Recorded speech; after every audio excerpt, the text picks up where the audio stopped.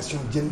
ndogal boobu dinaa ci ñëw. ni mu gën a yaatoo ñu waxtaan ci. d'accord di nga ci ñëw ci ni mu gën a yaatoo ñu waxtaan ci incha allah ce sera tout à l'heure mais comme Aliou Sow est là dañuy jëli tout de suite actualité. ah c'est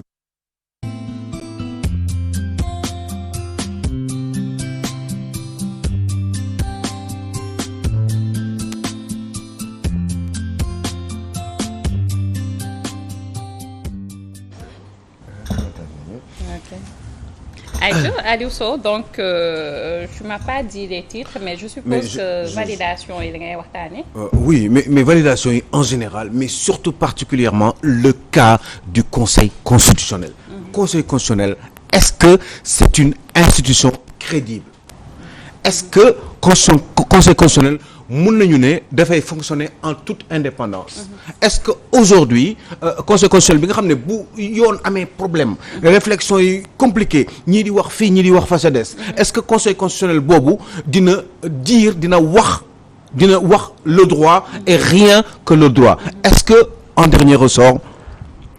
on doit pouvoir en 2022 faire confiance à cette institution qui s'appelle le Conseil constitutionnel. Man loolu laa bëggoon ñu wax ci. Man xalaat laa ci am je ne suis sûr de rien. Et je voulais sur ce plateau ci àdduna bi ak ñi ñuy seetaan ci réew mi ñu wax ñu est-ce que ñëpp joxe ci seen xalaat est-ce que Conseil constitutionnel institution bu crédible. Est-ce que Sénégal en 2022 mën nañ ko def confiance. Est-ce que Conseil constitutionnel état bi daf ko tënk parce que ñoom ñoo leen di fal. ma bëggoon xam lan ngeen ci xalaat parce que finalement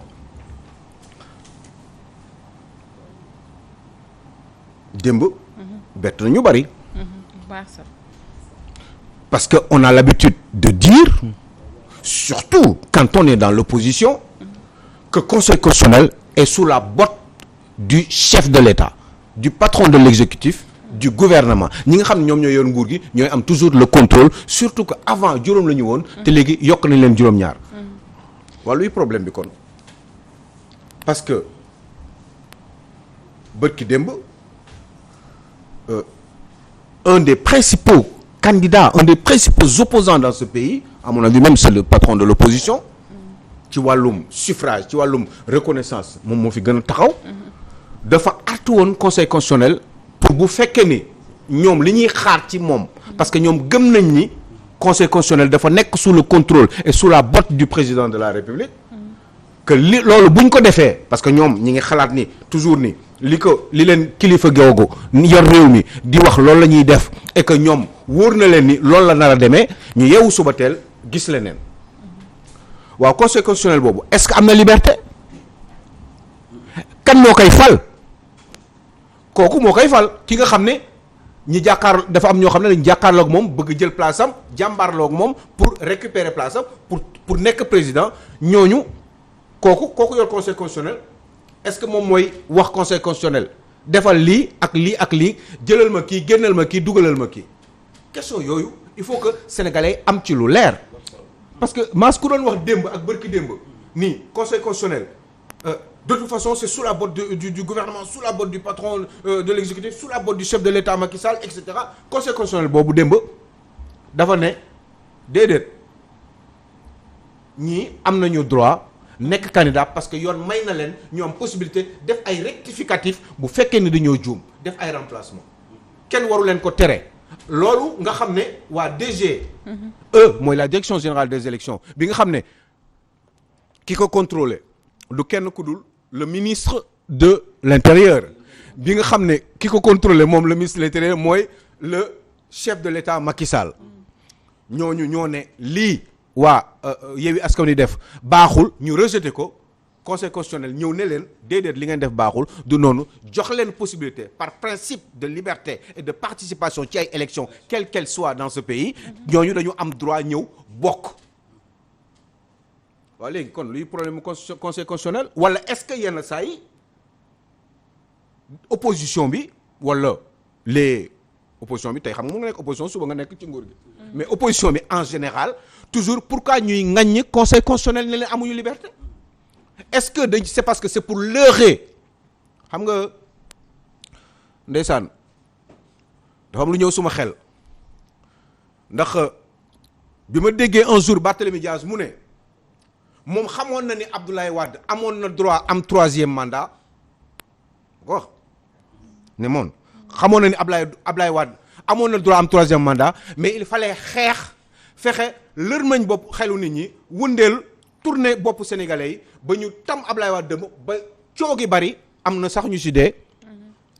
juste rek pour dire que Abdoulaye Wade amul 3e mandat sachant que ñoom ñi nga xam ne ay leaders lañu ay influenceurs ay des gens qui sont incontournables dans l'échiquier politique sénégalais ñoom ñoo ñëw taxaw ne ñoom Abdoulaye Wade amul droit am 3e mandat bi ñu koy wax ñi koy wax nii pour jaxase xelu population yi et pourtant ñoom moom ci boppam nee na moom moi je pensais que Abdoulaye Wade amoon na droit am 3e mandat donte j'en avais pas envie.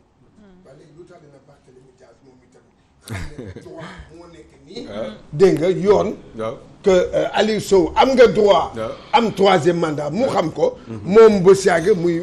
jéem a di comme ni nga ko waxee. manipuler la population ba ay nit dee ci. est-ce que loolu jaadu na. moo tax nag. voilà moo tax nag ma retourner pour dire. dellu si waat ci Sénégal yi ne leen dee leen def extrêmement attention. J'en ai parlé hier et j'en ai parlé aujourd'hui. Voilà. Faites extrêmement attention à ces hommes politiques là, que ce soit ceux qui sont du pouvoir et ceux qui sont de l'opposition. Parce que sachez juste une chose, c'est que ceux qui sont du pouvoir veulent continuer à rester au pouvoir, mais ceux qui sont de l'opposition veulent absolument par n'importe quel moyen, même par la manipulation, récupérer le pouvoir. Donc pour manipulation ku wax manipulation yaa ngi wax ki nga xam ne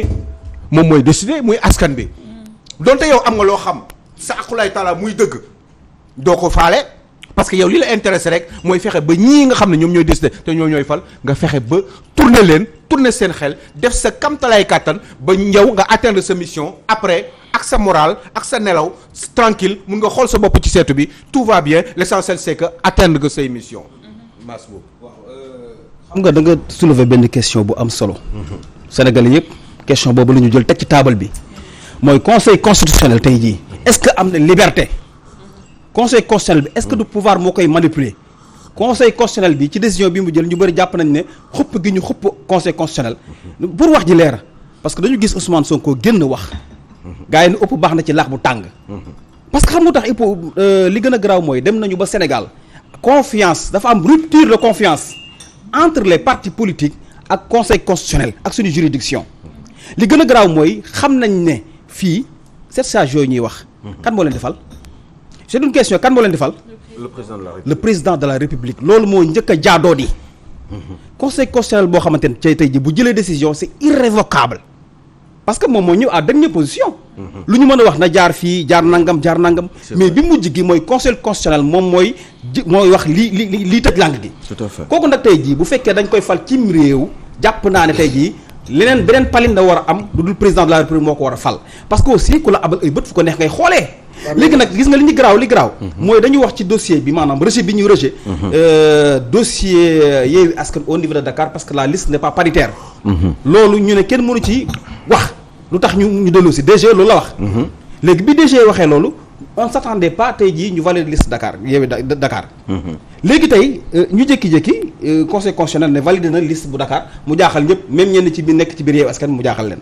benn bi mooy aussi au niveau de Benno Bokk Yaakaar tey jii dañu wax ne jurisprudence Malick Gakou bi taxoon tey jii jàllu élection 2019 tey jii benn boobu ñu dégg Mimi Touré wax ne toog ci conférence ne au cas où ñoo ci yokk benn boobu au cas où te conseil constitutionnel moo ne loolu da ko nulal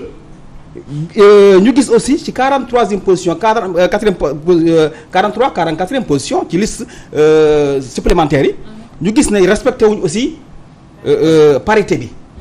loolu aussi loolu motif la boo xamante ne Benno Bokk Yaakaar warul bokk ci élection yi léegi nag problème bi mooy benn affaire boo xam ne parce que ñu ngi remettre en question jurisprudence Malick Gakou boobu démb je pense que Adji Mbergane Kanouté ba mu toogee mu ngi naan que jurisprudence boobu existé wul parce que en réalité Malick Gakou ay doublon la yoroon te li ci ëpp bokk loolu moom j'étais d'accord avec elle à 100%. donc nit ñi dañuy utiliser loolu am que non mooy manipulation bi may wax non c'est pas de la manipulation Aliou Sow loolu am na jurisprudence Malick Gakou boobu les Sénégalais sont là 2019 amul na ñoom ñooy manipuler mais loolu c'est lu leer la woon li tax Malick Gakou bokkul woon avant ñuy wax loolu li ko jiitu mooy dañ mais pare naa Malick Gakou dafa indi woon lu ëpp mais ñu ne ko ñu conseil constitutionnel disqualifié ko mais démb li ëpp amul c'est ça parole contre yow léegi xam nga lan la xam nga man damay dellu un peu ci conseil constitutionnel après xam naa imam sax moom comme que moom bokk na ci kii bi moom am si xam nga dans tous les pays conseil constitutionnel ki koy fal mooy président de la république c'est pas normal. waa léegi déglu ma rek dama ne loolu moo am waaye c'est que fii en Afrique xam lan mooy problème bi en Afrique c'est culturel ou bien c'est profond xam nga lu tax parce que ñoom li ñu gëm xam nga lu parloo maanaam yow bu ma la falee di nga fale en Europe xoolal fal ma boo ma falee tamit man damay def sama liggéey damay lire le droit point barré loolu moo am loolu mooy différence bi ak ñun déedéet yow yaa ma fal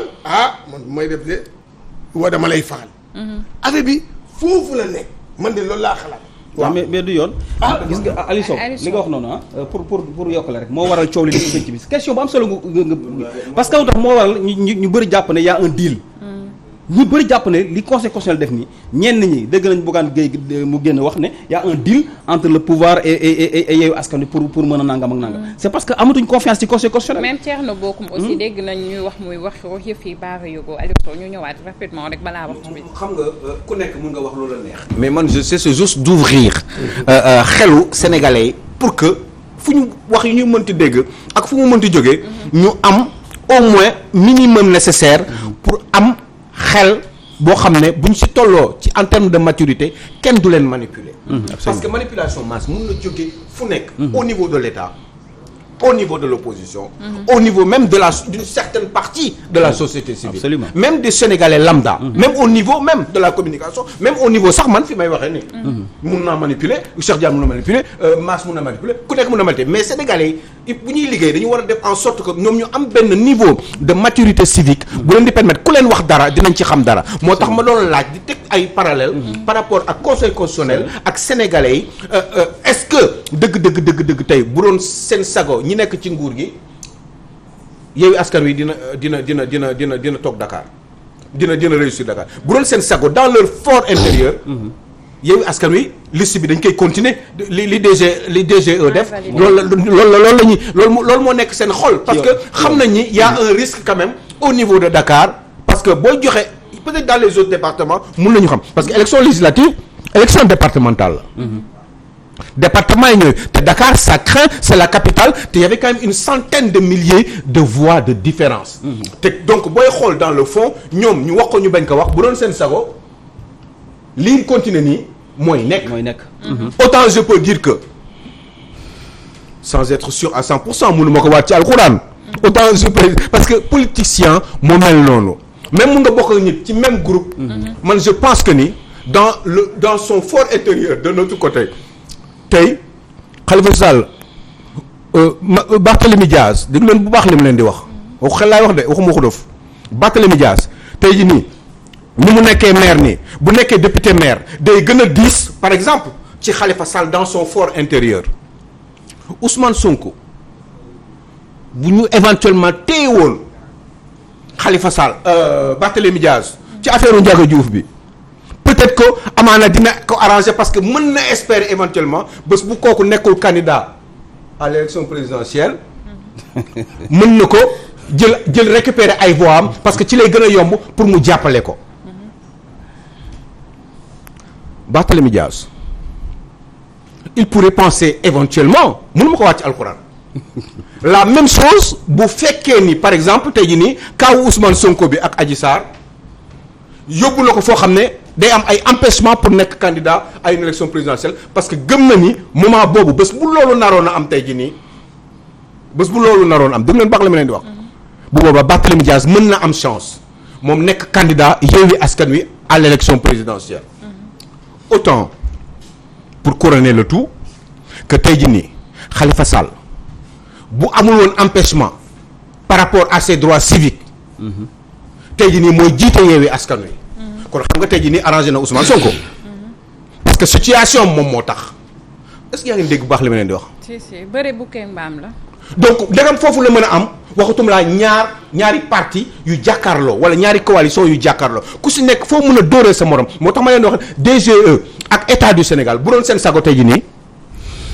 sept députés yooyu nar a ñuy risqué. et il y a des chances que honnêtement parce que lii barki démb la 100 000 voix rattrapé ko c'est pas très évident il faudra être très bon il y a eu 100 000 voix de différence bu fekkee ne rythme boobu lañ doxaatale Yewwi Askan Wi mun na récupérer Ndakaaru te bu boobaa bu ñu récupérer Ndakaaru mais loolu baaxul ci état bi Yewwi Askan Wi récupérer Ndakaaru Barthélémy Dias nekk maire Barthélémy Dias nekk député baaxul ci état bi waaye mën na bañ a baax aussi ci keneen koo xam ne mi ngi nekk ci wetu Barthélémy Dias comme kan. mais Khalifa Sall ci diggante bi bés bu li mbiram lijjante ko mun na éventuellement nekk candidat aux élections présidentielles parce que délai bi bés bu jeexee juróomi at la. non loolu moom c'est son droit. waaye léegi bés war na mën a nekk candidat. mais xam nga bu ñàkkee nekk candidat. loolu moo gën a arrangé Barthélémy Dias.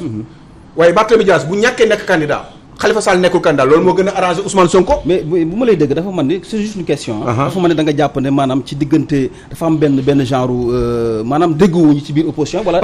dañuy tëggante. mais non seulement ci biir. mais même jàkkaarloog ñoom mënuñu déggoo xam nga boo gisee haine bi di am nii ngay wax ni y a une rupture de confiance ak yooyu entre ñaari coalition yu wuute parce que ñoom ñëpp dañu bëgg a jël nguur gi wala même à l'intérieur d'une coalition parce que ku nekk yaa ngi ci seet sa bopp mais Barthélémy Dias bi muy taxaw di yuuxu déjà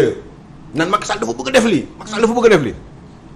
ak bi mu paree leneen moo nekk ci xelam bi muy wax loolu ak bi mu paree leneen moo nekk ci xelam